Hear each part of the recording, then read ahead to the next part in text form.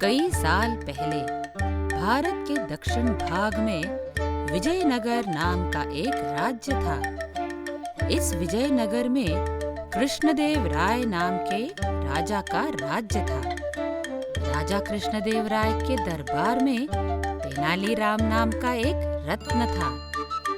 ये तेनालीराम अपने वाक चातुर्य और बुद्धि चातुर्य के कारण सिर्फ विजयनगर में ही नहीं पर विदेश में भी सुप्रसिद्ध थे। गांव का नाम था तेनाली और नाम रामन होने के कारण विजयनगर के लोग उन्हें तेनालीराम के नाम से जानते थे।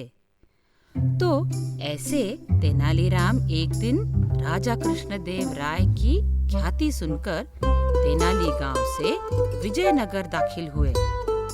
राजा कृष्णदेव राय के राजपुरोहित और उनके चेले कोट्टैया को देखकर तेनालीराम उनसे मिले और बोले,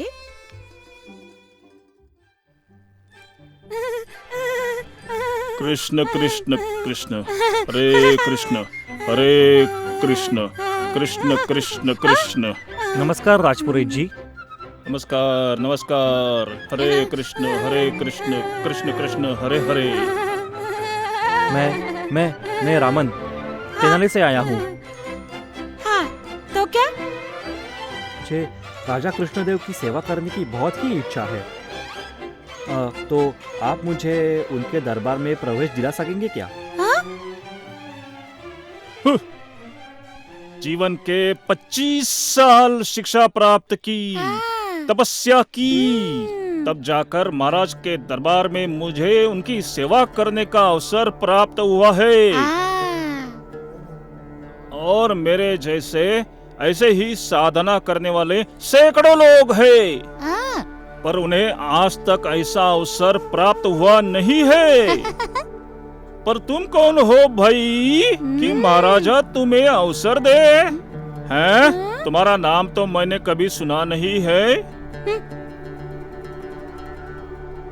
मैं जानता हूँ कि मैं छोटा मुंह बड़ी बात करता हूँ, पर आप इतनी श्रेष्ठ विद्वान,